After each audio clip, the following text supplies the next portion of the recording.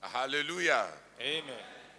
Brother Matthew is asking me that I should distinguish Bible reading and Christian literature. I told him that it's very obvious.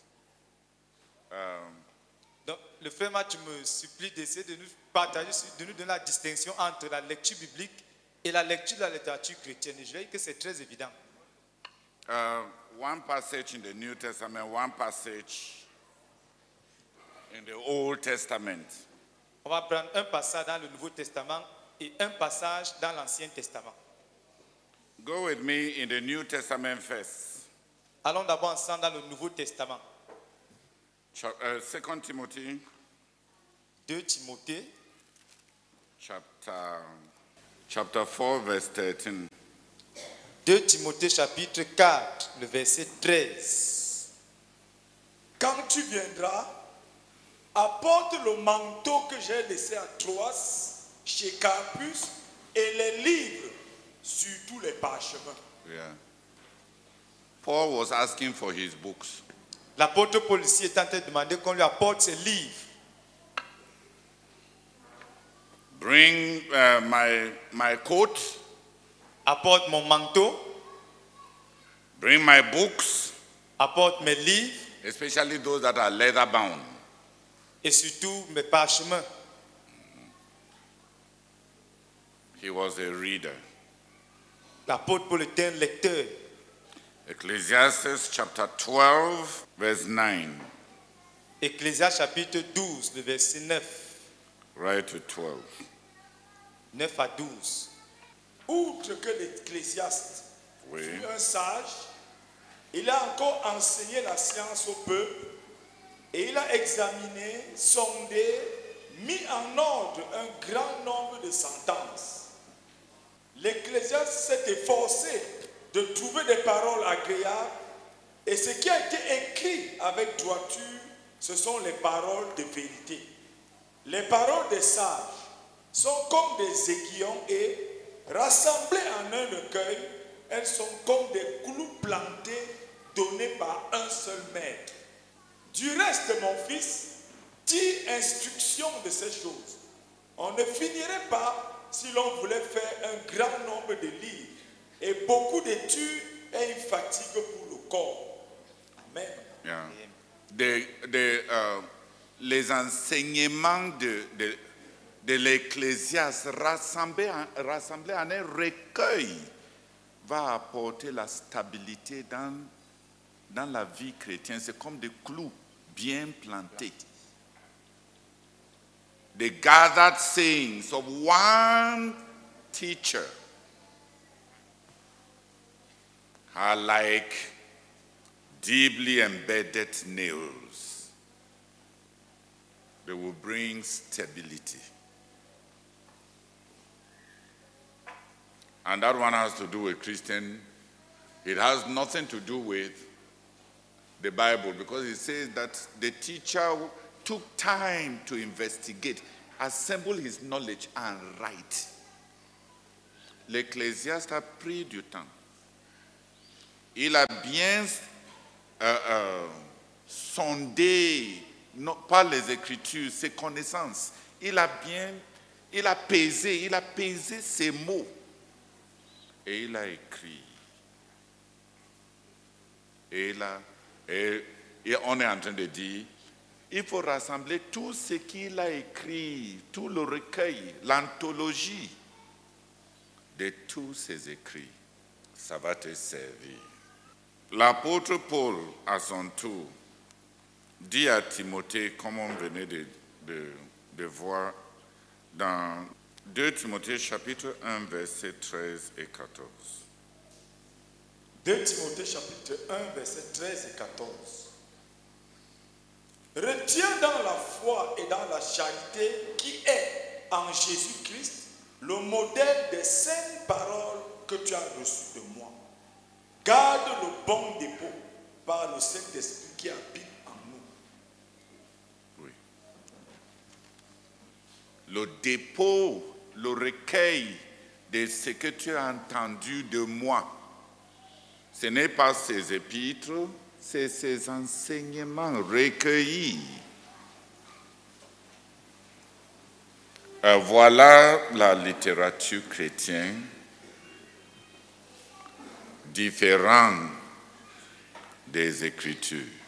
La littérature chrétienne, c'est les enseignements même des hommes qui va nous aider à grandir spirituellement. Que ce soit dans l'Ancien Testament, on peut aller aussi dans Jérémie 31, où c'est Dieu lui-même qui a ordonné à Jérémie, si Jérémie va prendre des rouleaux, assois-toi et écris tout ce que je t'ai dit depuis le début. Jeremiah chapter 36 from verse 2. Take a scroll and write on it all the words I have spoken to you concerning Israel, Judah, and all the other nations from the time I began speaking to you in the reign of Josiah till now. 30, verse 2. Ainsi parle l'Éternel, le Dieu d'Israël. Écris dans un livre toutes les paroles que je t'ai dites. Voici les jours viennent, dit l'Éternel, où je ramènerai les captifs de mon peuple d'Israël et de Juda. Prends un livre et tu y écriras toutes les paroles que je t'ai dites sur Israël et sur Juda et sur toutes les nations depuis le jour où je t'ai parlé au temps de Josias jusqu'à ce jour. Quand la maison de Juda entendra tout le mal que je pense lui faire, peut-être reviendront-ils chacun de leur mauvaise voie, alors je pardonnerai leurs iniquités et leurs péchés. Jérémie appela Baruch, fils de Nérija, et Baruch écrivit dans un livre sous la dictée de Jérémie toutes les paroles que l'Éternel avait dites à Jérémie. Puis, Jérémie donna cet ordre à Baruch. Je suis retenu et je ne peux pas aller à la maison de l'Éternel. Tu iras toi-même et tu liras dans le livre que tu as écrit sous ma dictée les paroles de l'Éternel aux oreilles du peuple dans la maison de l'Éternel le jour du jeûne. Tu les liras aussi aux oreilles de tous ceux de Juda qui seront venus de leur ville. Ok. De 2 à partir du verset 2. L'Éternel m'adressa la parole et il dit, écris la prophétie, grave-la sur les tables, afin qu'on la lise couramment. Car c'est une prophétie dont le temps est déjà fixé. Elle marche vers son terme et elle ne mentira pas. Si elle tarde, attends-la, car elle s'accomplira certainement. Yeah, write the vision. Écris la vision. Job also wanted to write a book. Job également voulait écrire un livre. Oh, that my words were penned down and written down. That's why Elihu C'est pour cela que Elihu started writing them down, because Job said he wanted his words written, documented. avait commencé à écrire ces paroles de Job parce que Job avait dit qu'il voulait que ces paroles soient documentées. Job chapter 19. Job chapitre 19 à partir du verset 23. Job chapitre 19 à partir du verset 23. Oh, je voudrais que mes paroles fussent écrites. Qu'elles fussent écrites dans un livre. Je voudrais qu'avec un burin de fer et avec du plomb, elles fussent pour toujours gravées dans le roc. Amen. Amen. And there are other passages. Et il y a beaucoup d'autres passages. The Bible, God told Moses, Dieu avait dit à Moïse, write down the history of the Exodus. écris l'histoire de l'Exode. Write it. Écris cela. All the stages of your journeys. Toutes les étapes de votre voyage. Write them. Écris-les. God told Moses, Dieu avait dit à Moïse, write down. écris. God will be continuously at war against the Amalekites. Dieu sera continuellement en guerre contre les Amalécites. Make sure that you read it to Joshua, Rassure-toi que tu le lises à Josué, so that Joshua will execute it. afin que Josué puisse l'exécuter. And there are other books of the Bible that we don't, that are, like the book of Joshua, like the poetry of Moses. Moses was quoting from the book of Joshua when they were passing through the wells of peut-être lui, on peut t'accuser d'hérésie si on n'a pas lu. Lis ça. Oui, Exode 17, 14 aussi. Donc tu vois que c'est un livre qui est fréquemment cité. Josué chapitre 10, non, oui, chapitre 10, à partir de 12. Alors Josué parla à l'Éternel le jour où l'Éternel livra les Amoréens aux enfants d'Israël, et il dit en présence d'Israël, soleil, arrête-toi sur Gabaon, et toi, lune, sur la vallée d'Ajalon. Et le soleil s'arrêta, et la lune suspendit sa course, jusqu'à ce que la nation eût tiré vengeance de ses ennemis. Cela n'est-il pas écrit dans le livre du juste? Le soleil s'arrêta au milieu du ciel et ne se hâta point de se coucher presque tout un jour. C'est parce qu'on dit le livre du juste. C'est le livre de Joshua. 2 Samuel chapitre 1 verset 18. Et il ordonna d'enseigner aux enfants de Juda. C'est le cantique de l'âme. Il est écrit dans le livre du juste. De Joshua.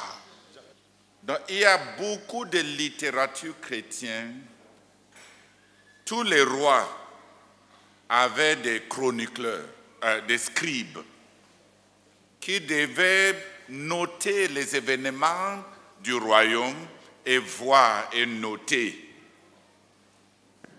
la main de Dieu dans la nation, comme instruction pour les générations futures.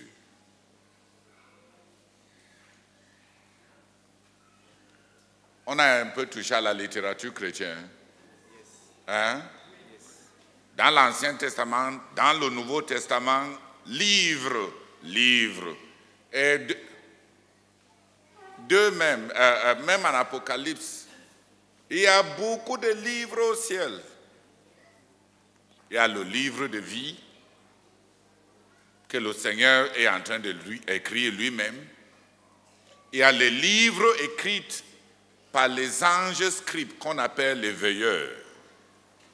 Et il y a ta biographie spirituelle qui est au ciel. Certaines personnes qui ont beaucoup cherché la volonté de Dieu, ils ont des tomes. Et d'autres qui ont vécu dans l'indépendance, on va mentionner simplement leur nom dans une phrase.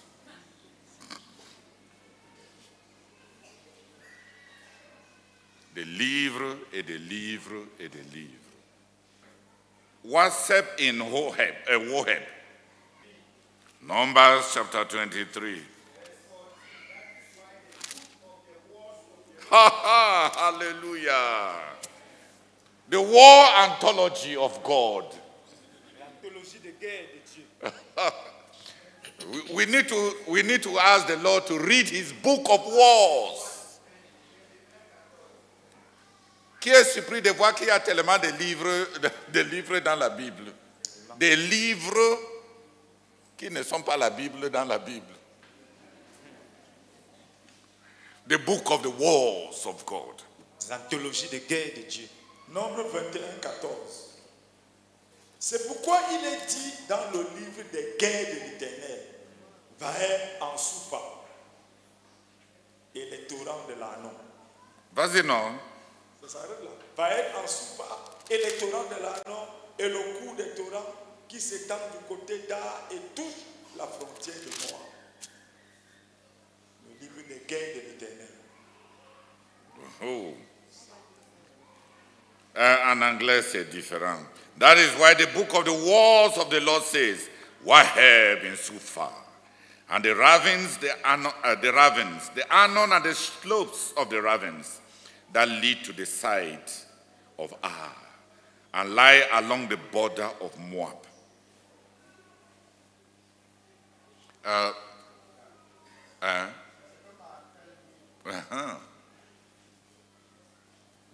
C'est pourquoi il est dit au livre des batailles de l'Éternel, Vaheb en Soupha, et les torrents en Arnon, et le cours des torrents qui tend vers le lieu où Ar est situé et qui se rend aux frontières de Moab. Aha! Donc ils ont utilisé ces livres-là pour trouver de l'eau. Il y a beaucoup de livres, n'est-ce pas? Yes. Si tu as, tu ne lis pas ta part. Non, ça c'est la littérature contemporaine. On était sur littérature chrétienne. Non. That's contemporary. That's contemporary literature. You take that one, you have to go to Titus, again, Titus chapter 1. That is general culture. Oh. Yeah. You have to read about the people that you are preaching to. And he also read one of the Spartan writers. So that one is contemporary literature. And we are to read that one too. Say amen. Amen. We were dwelling on that which is written by men of God, and that God himself directed to write, so that his people can be built, guided, or helped. So that Christian literature is sometimes it's God himself that wants the books written. Hallelujah. Amen. Who is satisfied now with Christian literature in the Bible? Qui est maintenant satisfait de l'étude de la littérature chrétienne dans la Bible? As something that cannot be bypassed. Comme étant quelque chose qu'on ne peut pas outrepasser. Incontournable. Comme quelque chose d'incontournable. For his spiritual upliftment. Pour la croissance spirituelle. Hallelujah. Amen. They are the chronicles of the prophets. Il y a les chroniques des prophètes. The books of the prophets. Les livres des prophètes. Are all these not written in the annals of Prophet Samuel? Are all these? That means that these are extracts. What is in the Bible is an extract from the annals of Prophet Samuel, the annals of Nathan, the books. Donc il y a des parties dans la Bible dit, ceci n'est-il pas écrit dans les annales du prophète Samuel ou du prophète Nathan?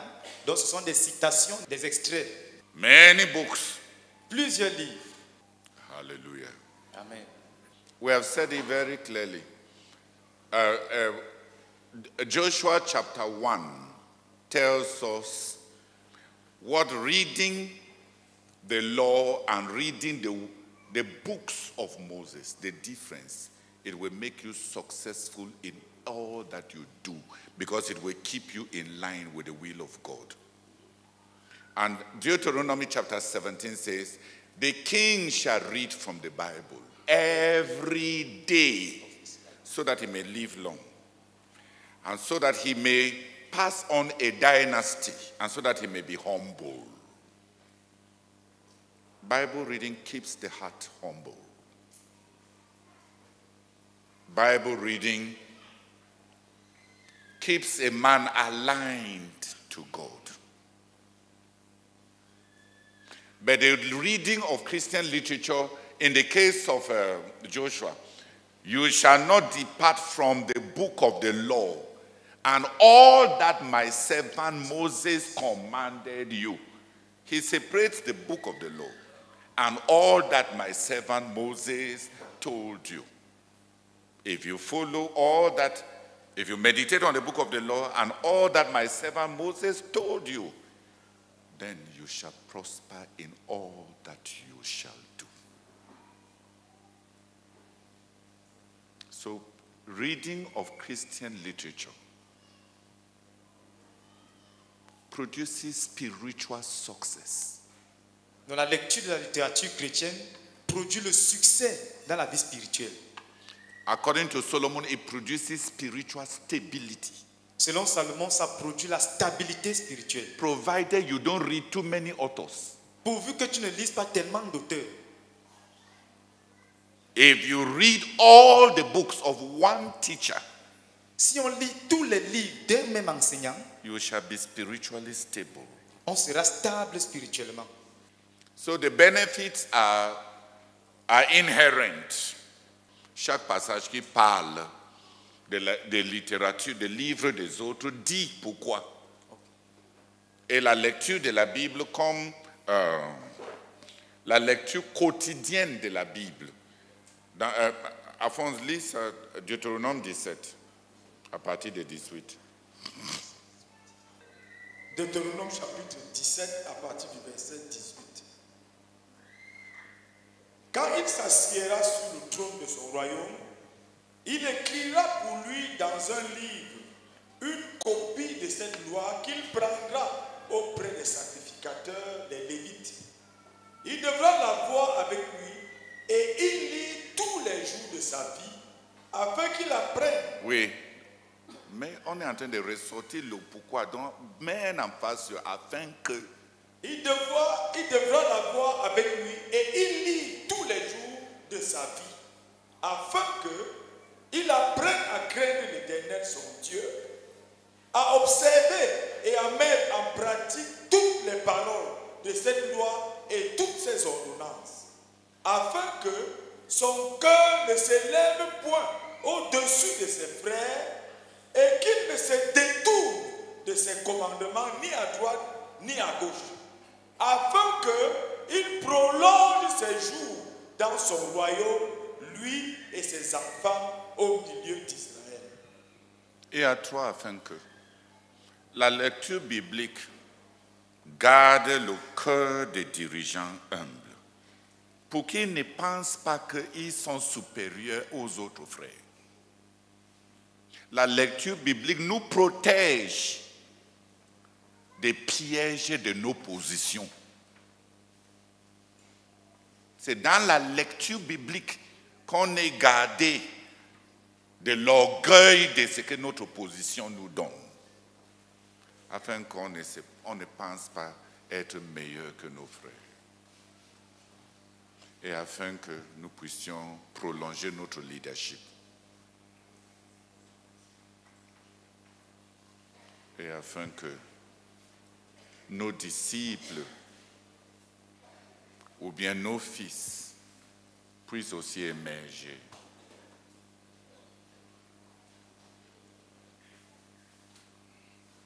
Ça, c'est la lecture biblique. Un aspect de la lecture biblique aussi, c'est Esdras, chapitre 6 ou 7. Ils ont lu la Bible pendant 6 heures en public.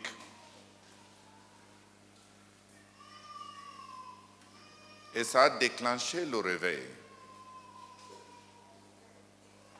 La lecture biblique déclenche le réveil intérieur. Néhémie 9 et 10. Néhémie 9, verset 3, on me dit. Néhémie chapitre 9, le verset 3. Lorsqu'il fut placé, on lut dans le livre de la loi de l'Éternel leur Dieu pendant un quart de la journée, et pendant un autre quart, ils confessaient leurs péchés et se prosternaient devant l'Éternel leur Dieu. C'est chapitre 8, 8, 5. Esdras ouvrit le livre à la vue de tout le peuple, car il était élevé au-dessus de tout le peuple. Et lorsqu'il l'eut ouvert, tout le peuple se tint en place. Esdras bénit l'Éternel, le grand Dieu, et tout le peuple répondit en levant les mains, Amen, Amen. Et ils s'inclinaient et se prosternaient devant devant l'Éternel le visage contre terre. Josué, Bani, Chérébia, Jamin, Akou, Bétaï, Odija, Maaseja, Kelita, Azaria, Josabad, Anan, Bélaja, et les Lévites expliquaient la loi au peuple et chacun restait à sa place. Ils lisaient distinctement dans le livre de la loi de Dieu et ils en donnaient le sens pour faire comprendre ce qu'ils avaient. Rémi, le gouverneur, Esdras, le sacrificateur, le scribe et les Lévites qui enseignaient le peuple dit à tout le peuple: ce jour est consacré à l'Éternel, votre Dieu. Ne soyez pas dans la désolation et dans les larmes, car tout le peuple pleurait en entendant les paroles de la loi. La lecture biblique apportait toujours le réveil. Josias a ramassé une copie de la loi et il a commencé à lire ça et il a déclenché un réveil.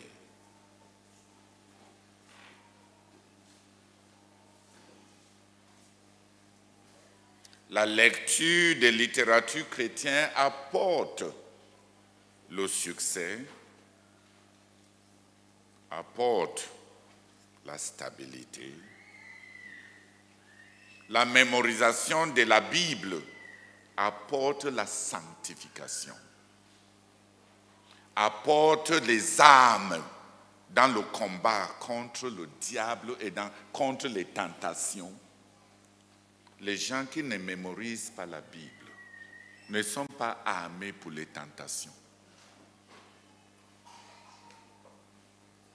Les études bibliques apportent l'érudition et la capacité de rendre ministère. 2 Timothée 3. Donc, chacun de ces disciplines a une utilité distincte. La lecture biblique, c'est pour aiguiser, raviver la vie spirituelle. La mémorisation biblique, c'est pour la sanctification et la guerre contre les tentations dans le cœur. L'étude biblique, c'est en vue du ministère, pour pouvoir rendre ministère aux autres, afin que l'homme de Dieu soit bien équipé, apte à toute bonne œuvre. C'est différent. Et la méditation biblique assure le succès dans tous les projets. Psaume chapitre 1. Heureux l'homme qui ne se tient pas ainsi de suite, mais qui médite dans la parole de l'Éternel. Il sera prospère, même quand tout autour, c'est du désert.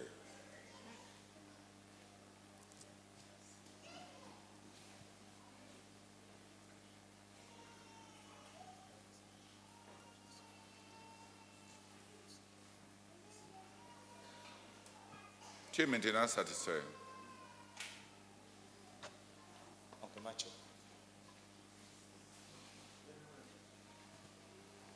Ok. On est éclairé. Qui voit que c'est différent? Yes. La lecture biblique est différente. Ce que ça apporte est différent. Donc ce n'est pas juste la CMCI qui dit qu'il faut faire ceci et on fait trop. La lecture biblique apporte autre chose. Ça rend un ministère différent. La mémorisation biblique. Thy word have I laid up in my head, in my heart, that I might not sin against thee. Je sais ta parole dans mon cœur afin de ne pas pécher contre toi. That's Psalm 119. Ça c'est Psaume 119. Study to show thyself approved unto God, a workman that does not need to be ashamed, rightly dividing the word of truth. 2 Timothée 2,15, vas-y.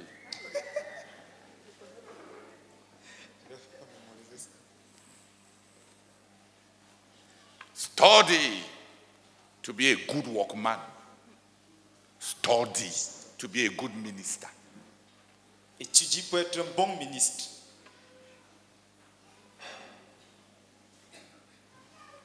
Meditate to prosper. Médite pour prospérer. Meditate to prosper. Médite pour prospérer. All scripture. Verse 15 and 16. All scripture is good. And how from infancy you have known the holy scriptures, which are able to make you wise. 2 Timothée chapitre 3 à partir du verset 15. Dès ton enfance, tu connais les saintes lettres qui peuvent te rendre sage à salut par la foi en Jésus-Christ. Toute écriture est inspirée de Dieu et utile pour enseigner, pour convaincre, pour corriger, pour instruire dans la justice, afin que l'homme de Dieu soit accompli et propre à toute bonne œuvre. Amen. Dans la préparation pour n'importe quel ministère, prière, enseignement, évangéliste ou quoi, ne peut pas contourner la Bible. Propre pour tout bonne œuvre.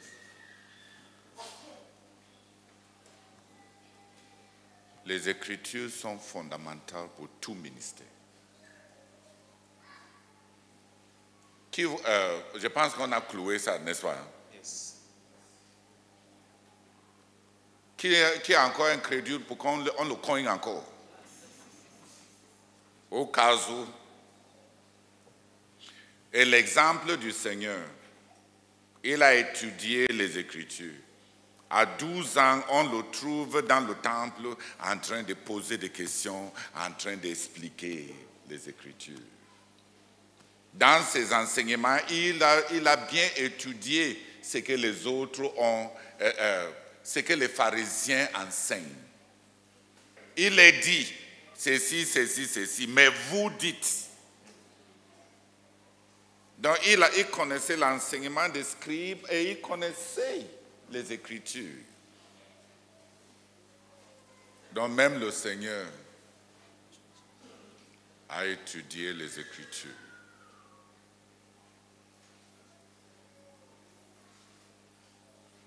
Donc toutes ces disciplines de la Bible sont différentes. La mémorisation biblique pour la sanctification et pour qu'on soit armé. C'est juste parce qu'il n'y a pas beaucoup de persécutions. La mémorisation biblique est importante pour que Dieu te parle si tu es en prison. Parce que c'est ce que tu as gardé dans le cœur que le Saint-Esprit va utiliser pour te consoler. La Bible dit, afin qu'on soit consolé à travers les Écritures. Le Saint-Esprit est le consolateur. Romans 15:4. Read it. For whatever was written in former days was written for our instruction, so that by steadfastness and by the encouragement of the scriptures we might have hope. Yes. Romains chapitre 15, le verset 4. Or, tout ce qui a été écrit d'avance l'a été pour notre instruction, afin que, par la patience et par la consolation que donnent les Écritures, nous possédions l'espérance. Yeah. The scriptures bring consolation. Les Écritures apportent la consolation. And that is the prime office of the Holy Spirit. Et ça, c'est là l'un des offices principaux du Saint-Esprit.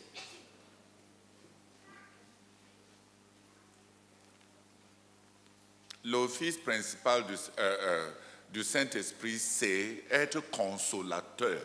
L'instrument principal de consolation, c'est les Écritures. C'est lui qui s'éloigne des Écritures, n'a pas fourni au Saint-Esprit avec quoi le consoler. N'est-ce pas, le Saint-Esprit est Dieu. Yes. Yes. N'est-ce pas? Il va parler avec le langage de Dieu. Yes. Est-ce que le langage de Dieu, ce n'est pas la Bible? Si tu n'as pas lu la Bible, est-ce que tu vas comprendre le vocabulaire du Saint-Esprit? Tu penses que c'est ton patois qui va parler? Même si c'est ton patois qui veut parler, il va parler avec les Écritures.